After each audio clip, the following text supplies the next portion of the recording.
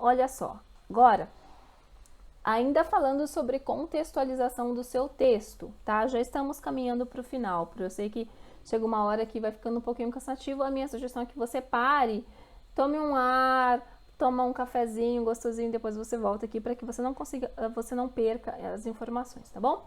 Então, fatores de contextualização dentro de um texto. Então, primeiro, a gente tem fatores ditos, que são aqueles que estão muito claros, né? Que a pessoa bate o olho e já sabe sobre o que é que vai tratar o texto. Então, por exemplo, se eu tenho lá um relatório descritivo, eu coloco informações nesse texto, né? Informações ditas muito claras, para que a pessoa leia e ela já saiba sobre o que é que trata. Já fatores prospectivos são fatores que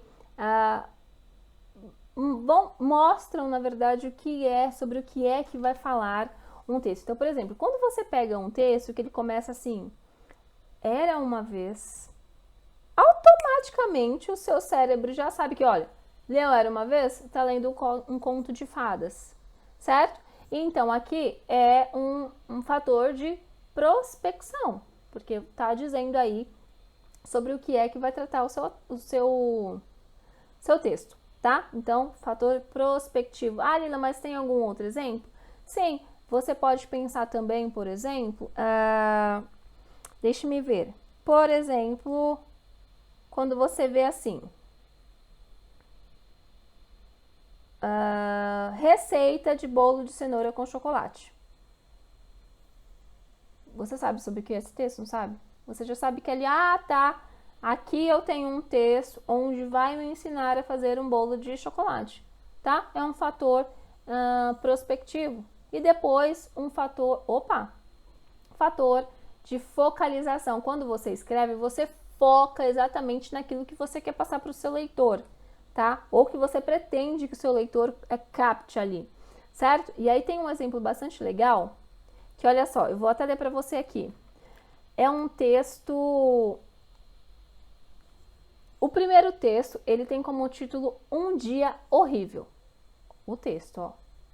O título, Um Dia Horrível. Quando você lê esse título, você já pensa o quê? Puxa vida, vai ser difícil. Presta atenção no texto agora. Um dia horrível. Acordei às 8 da manhã de hoje. Escovei os dentes, coloquei o terno. Tomei o café de sempre, fui para o trabalho. Papéis, assinaturas, comprovantes, carimbo, 2 telefonemas, almoço. Voltei às 13h30. Reunião, cafezinho, fax, problema, solução, cliente, e-mail, fim do expediente. Aula de inglês, cheguei em casa. Meu filho ainda não tinha dormido, faltou luz, tivemos que acender a lareira. Jantei com a minha esposa, só foi dormir às 3 da manhã. Vê que coisa, pro? Nossa, realmente ele teve um dia cansativo, um dia horrível, como o título disse, não é mesmo? E a tendência da leitura foi já de ser essa leitura arrastada e cansativa, por quê? Porque no título falava aqui, um dia horrível. Então o meu cérebro já entendeu que tudo que viria ali era ruim. Agora vamos para o segundo exemplo. Título: Um dia maravilhoso. Acordei às 8 da manhã de hoje, escovei os dentes, coloquei o terno, tomei o café de sempre, fui para o trabalho. Papéis, assinaturas, comprovantes, carimbo, 2 telefonemas, almoço, voltei às 13h30. Reunião, cafezinho, fax, problema, solução, cliente, e-mail, fim do expediente. Aula de inglês. Cheguei em casa. Meu filho ainda não tinha dormido. Faltou luz. Tivemos que acender a lareira. Jantei com a minha esposa. Só fui dormir às 3 da manhã. Olha só, percebeu? Claro que na minha leitura aqui eu dei uma engajada para você perceber. E esses textos, o primeiro, que tem como título Um Dia Horrível, ele tá com um fundo preto, escuro. Então ele tá carregado, tem ali um foco meio que implícito, né? Se você não conseguir enxergar de primeira, de que, ó, aqui eu quero que o meu leitor veja algo ruim, pesado, cansativo. Já no segundo, é o mesmo texto, a única coisa que mudou foi o título, porque o título agora é Um Dia Maravilhoso, com um fundo rosa, mais alegre, Então, o meu leitor lê esse texto já numa pegada um pouco mais light. Olha que maravilha! Ele aproveitou que não tinha luz para, né, ter um momento com a família. Tanto é que aproveitou tanto que foi dormir às 3 da manhã. Percebe isso? Então, querer contextualizar o seu texto para o seu interlocutor também pode ser feito isso por meio do foco, né? O que você quer inserir ali na interpretação do seu leitor. A gente tem esse poder, tá? Quando entendido que a gente consegue fazer isso com a escrita, com a língua portuguesa, que no caso é a nossa língua, fica uma coisa linda e maravilhosa, certo? E aí que entra aí textos persuasivos, por exemplo, tá bom? Seguindo aqui, agora a gente vai falar um pouquinho sobre intertextualidade. É uma outra estratégia para se escrever bem. Falei lá atrás para você que nós não conseguimos escrever um texto sozinho, do zero, do nada, da nossa cabeça, porque nós somos fruto, resultado de textos que nós já estudamos, de leituras que nós já fizemos, do nosso conhecimento de mundo, do nosso conhecimento enciclopédico, tá? E isso nada mais é do que a intertextualidade. Então, só para você entender, o que é intertextualidade? A gente pega essa palavrinha aqui, ó, e parte.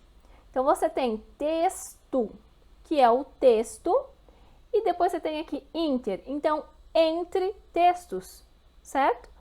Toda vez que nós vamos produzir texto, a gente tem que lançar mão da intertextualidade para deixar o nosso texto mais rico. Então, é fazer intertextualidade. Opa! E a intertextualidade, ela é muito legal. Então, por exemplo, se você for na internet agora, lá no Google, e digitar exemplos de intertextualidade, você vai achar diversos, como alguns que eu vou citar para você, que eu tenho certeza que você já viu. Então, sabe aquela pintura sensacional da Mona Lisa? Você conhece a Mona Lisa, certo? Se não conhece, dá um Google aí. A gente encontra na internet um texto, uma intertextualidade feita pelo Maurício de Souza, que é o criador aí de Turma da Mônica, e a gente encontra uma foto, né, uma pintura da Mônica, assim, nos mesmos moldes da Mona Lisa, certo? Então, a gente tem o texto original, que é a Mona Lisa, do Leonardo da Vinci, mas a gente tem uma intertextualidade, que é o quê? A Mônica, feita pelo Maurício de Souza. Então, quando você bate o olho na pintura da Mônica, você automaticamente lembra de Mona Lisa. Assim como a gente tem também um outro exemplo que você pode encontrar no Google aí. Sabe a pintura do Van Gogh? É do Van Gogh? Eu acho que é do Van Gogh, não me lembro muito bem. Se estiver errado, depois você me corrige. Que se chama O Grito. É uma pintura onde tem um homem que está assim, né? Mas eu acho que ele tá de olho fechado, mas ele tá assim. Uma intertextualidade muito interessante com um outro personagem bastante conhecido, que é o Homer Simpson. A gente encontra o Homer Simpson aí numa pintura bastante semelhante e o Homer assim. Se você conhece a pintura original O Grito e você vê a pintura do Homer Simpson, você automaticamente vai fazer a associação. E aí ali você percebe que existe uma intertextualidade, tá? Então um texto dentro de outro texto ou um texto advindo de outro texto. Um terceiro exemplo, só pra gente terminar aí, porque senão eu vou dando muito exemplo, certo? Mas você já, se não viu também, você pode ver no Google. Tem aquela foto icônica dos Beatles atravessando a faixa de pedestre, certo? Lembra? Se não lembra, dá um Google aí para dar uma olhadinha. Então, tem essa imagem, essa foto, né, dos Beatles atravessando a faixa de pedestre. Então, eles vestidos todos bonitinhos, um atrás do outro, e a faixa de pedestre, as tirinhas brancas lá no chão, e eles atravessando. A gente encontra também uma intertextualidade com essa foto dos Simpsons. Então, tem lá o Homer, a esposa e os dois filhos, um atrás do outro, atravessando a rua. Claro que se você não conhece de jeito nenhum essa foto icônica dos Beatles atravessando a faixa de pedestre, você não vai conseguir compreender o texto ali. Você vai olhar e vai ficar, tipo, elas por elas. Tipo, o que significa os Simpsons atravessando a rua aqui? Que estranho, entendeu? Então, é aí que tá. Você tem que ter conhecimento compartilhado na hora de produzir o seu texto. Quem produziu aí a imagem dos Simpsons atravessando a rua Deduzir o quê? Quem vir essa foto é porque tem conhecimento dos Beatles lá atravessando a rua. Um conhecimento compartilhado. Isso é intertextualidade. E a intertextualidade, ela obviamente acontece dentro dos textos também, tá? Um exemplo que eu gosto muitíssimo, que foi até tema de um trabalho que eu fiz no meu TCC da graduação em letras, tá? É por meio da Canção do Exílio. Você conhece a Canção do Exílio de Gonçalves Dias, Pro? É assim, vou ler para você o trechinho, tá bom? Minha terra tem palmeiras, onde cantam sabiá. As aves que aqui gorjeiam, não gorjeiam como lá. No céu tem mais estrelas, nossas várzeas têm mais flores. Nossos bosques têm mais vida, nossa vida mais amores. Em cismar sozinho à noite, mas prazer eu encontro lá.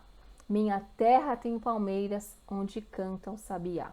E assim vai, tem mais 2 outras estrofes. Então, essa é a Canção do Exílio, escrito pelo Gonçalves Dias. E é um texto que foi escrito lá em 1847. Olha só que loucura, não é mesmo? Mas até os dias de hoje nós encontramos textos que são resultados de uma intertextualidade. Então, veja bem esse exemplo que eu vou ler agora. É um texto que foi escrito pelo Jô Soares, um personagem que você conhece bem, Jô Soares. E aí o título é o seguinte: Canção do Exílio às Avessas. Minha dinda tem cascatas, onde canto curió. Não permita Deus que eu tenha de voltar para Maceió. Minha dinda tem coqueiros, da ilha de Marajó. As aves aqui gorjeiam, não fazem cocoricó. Consegue perceber aí a intertextualidade? A pessoa que conhece Canção do Exílio, ela automaticamente vai falar: nossa, esse texto aqui lembra a canção, aquele texto lá que fala Minha terra tem palmeiras. Entendeu? Mesmo que não compreenda o que é de fato intertextualidade, a pessoa sabe que, olha, tem um texto parecido.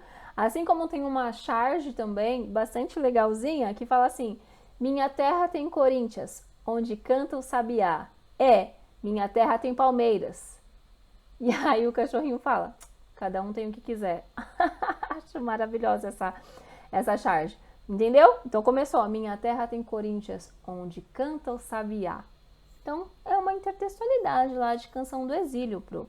Então, isso é intertextualidade e na hora de produzir textos, a gente precisa trazer conosco textos que nós temos de conhecimento, certo? Então, na hora de produzir, por exemplo, a sua dissertativa, você não vai produzir, mesmo que você não cite, mas ainda assim, algumas palavras que você utilizar, trechos que acabam ficando impregnados na nossa cabeça, a pessoa que ler vai falar assim: olha, ela tirou isso do currículo paulista. Isso daqui, ó, tá da normativa 1. Aqui mostra que ela leu e estudou o LDB. Entendeu? Por quê? Isso nos ajuda na questão de... essa pessoa, ela não tá escrevendo, né? O corretor pensando. Essa pessoa não tá escrevendo nada, ela não tá enchendo a linguiça. Ela sabe o que ela tá escrevendo. Por isso que é importante a gente ler e ler, tá? E agora eu não tô falando de ler o texto que a gente escreve, ler antes mesmo, estudar os documentos e, isso a gente já tá fazendo aqui no clube com as aulas, com os textos, com tudo que nós já temos aqui e que nós ainda teremos, não é mesmo? E avançamos para uma próxima atividade de escrita, porque eu sou dessas, gosto de colocar os meus alunos para estudar e para aprender mesmo, Pro. A atividade de escrita aqui é para você fazer uma versão da sua Canção do Exílio. Tá, eu lembro que em maio, mais ou menos, eu tive uma turma de curso para trabalhar a escrita também, e uma aluna lindamente escreveu sobre a questão política. Achei muito legal, ela até compartilhou lá no Instagram, e eu achei magnífico o texto dela. Então fica aqui a minha sugestão para que você possa... Tente mesmo, Pro, não deixa passar não, tá bom? Pausa aqui a nossa aula e vai escrever aí a sua versão da Canção do Exílio. Qualquer coisa, o que você pode fazer para ter de fato, né? Você pausa aqui, abre uma outra tela e vai lá no Google, digita Canção do Exílio para que você veja a canção, como que é e tal, e produza o seu. E aí, caso você queira, você pode colocar aqui nos comentários da plataforma, você pode também colocar lá no grupo do WhatsApp pra gente conversar um pouquinho, dar uma risada, porque é gostosinho também a gente mostrar, olha, eu estou escrevendo, estou melhorando, estou me aperfeiçoando. E mais, se você quiser, você pode também compartilhar lá no Instagram, @LilaLibório, e mostrar para os nossos colegas o quanto é que nós estamos nos desenvolvendo por aqui. Tá bom, Pro? Mas vamos seguir aqui. Outra coisa muito importante para você escrever bem, né? Aqui, na verdade, eu acho que... Não vou falar que é maior, porque não é maior, mas assim, é muito, mas muito importante, que é a progressão referencial e a progressão sequencial. Progressão, significa você progredir, né? Você levar adiante o seu texto. Referencial é de referente, então algo que foi dito e você sai repetindo. Então, por exemplo, a Lila, ou da Lila, se você preferir, é o referente. Depois, para você retomar Lila, você pode usar ela, você pode usar a professora, você pode usar, enfim, outras palavras para se referir a esse referente. Isso é uma progressão referencial. E a progressão sequencial é você dar sequência ao assunto, tá?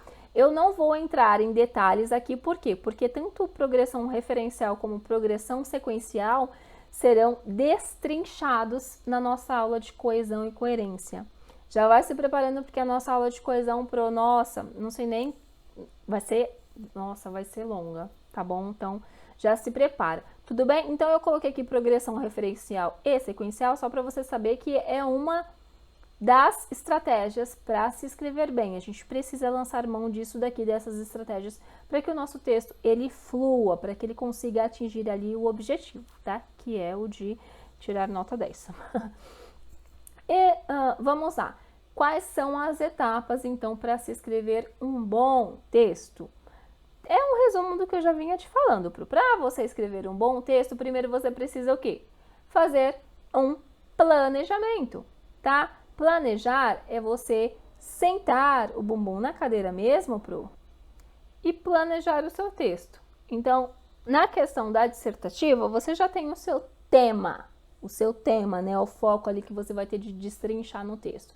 Então, você vai sentar e vai pensar, bom, o que é que eu quero falar dentro do meu texto sobre esse assunto? Se eu vou falar sobre, sei lá, projeto político-pedagógico, não, eu quero falar sobre diário de bordo, certo? Esse é o tema, diário de bordo. O que eu posso falar sobre o diário de bordo no meu texto? Pensando que dentro de um texto ele precisa ter começo, meio e fim. Isso é base, você já sabe, né, estrutura base, começo, meio e fim. Então, dentro desse planejamento, o que eu vou colocar? Tá. Então, primeira coisa que eu sugiro para você é fazer pontinhos mesmo. Colocar, elencar pontos que você tem de desenvolver no seu texto, tá? Então, se o meu tema é diário de bordo, o que eu posso falar? Tá. Para que serve o diário de bordo? Como escrever o diário de bordo? Quais pontos eu vou desenvolver dentro do diário, se pode desenvolver dentro do diário de bordo? Eu quero falar sobre essas 3 coisas. Então, você já anotou ali o que é que você quer escrever, certo? Já anotado as 3 coisas ou a quantidade de coisas que você quer desenvolver no seu texto, aí você vai para a segunda etapa, que é o quê? Tá. Começa a desenvolver cada tópico desse que você decidiu escrever. Desenvolve o primeiro, desenvolve o segundo, desenvolve o terceiro, certo? Desenvolveu, aí você vai sentar, vai ler o seu texto para começar a ajeitar o seu texto. Então, leitura, correção. Primeira coisa que você vai fazer é a correção de conectores, porque lembra que eu falei para você? A gente precisa tomar cuidado para não apenas justapor assuntos e ficar tudo misturado. Um assunto ele precisa estar conectado ao outro. E essa questão de conectivos nós vamos trabalhar lá em coesão. Eu já te falei. Se prepara, tá? Então aí você vai sentar, vai ler o seu texto, vai ver se tá tudo conectado, vai arrumar para ver se tem a introdução, se tem o meio, se tem o fim, tudo conectado. Fez a leitura, fez a correção, aí você vai fazer a reescrita pensando em tudo que você precisa ajeitar, tá? E depois de ter feito essa reescrita, você vai ler novamente. Se precisar, você vai corrigir novamente. E se precisar, você vai reescrever novamente, sim, porque é assim que funciona. Nada de preguiça, nada de ficar, meu Deus, tá difícil. Porque tudo que a gente não sabe no começo é difícil. Tudo que a gente tem dificuldade tende a ser difícil, não é mesmo? Então, as etapas aí, de modo geral, para você escrever um bom texto planejar, rascunhar, reler e editar. Pro, esse tem que ser o nosso mantra, tá? Principalmente na hora que nós formos produzir as nossas dissertativas. Você vai planejar a sua dissertação, depois você vai rascunhar, que é essa parte aqui, né, de planejar. Depois que você rascunhou, você vai reler, fazer toda a correção e depois editar, se precisar. A edição aqui no caso é se você vai suprimir, se você vai retirar alguma coisa, essa aqui tá demais, ou se você vai acrescentar alguma coisa e depois você vai reescrever o seu texto. Como eu já disse no começo, pode ser um pouquinho mais difícil, mais cansativo, mas é algo importante a ser feito, não somente para você conquistar a sua nota 10 na dissertativa, mas também, né, dentro da sua área de professora, na hora de produzir os seus relatórios, certo, Pro? E aqui tem a referência dos livros que eu utilizei. Esse primeiro se chama Leitura e Produção Textual, e este daqui se chama Ler e Escrever, estratégias de produção textual. São livros muito bons, mas se você me permite, ou se você me perguntar, Lila, qual que você sugere para comprar, se eu fosse você, porque eu comprei, na verdade, já li não sei quantas vezes, compraria este texto aqui, ó, que é o Ler e Escrever, estratégias para produção textual, da professora Wanda Elias. É muito bom, tem muitos exemplos e a escrita é muito facilitada, então não tem como não conseguir ler, tá? Eu tenho certeza que vai te ajudar muito, Pro. E ele não é baratinho, mas também não tem um valor assim exorbitante. Então eu já deixei aqui o link para que você possa acessar caso tenha interesse em comprar. Claramente aqui você não vai conseguir clicar, então digita exatamente este endereço aqui lá na aba de internet, né, do Google, e você vai ser direcionado direto para o livrinho, caso você tenha interesse. Tudo bem, Pro? A nossa aula vai ficando por aqui.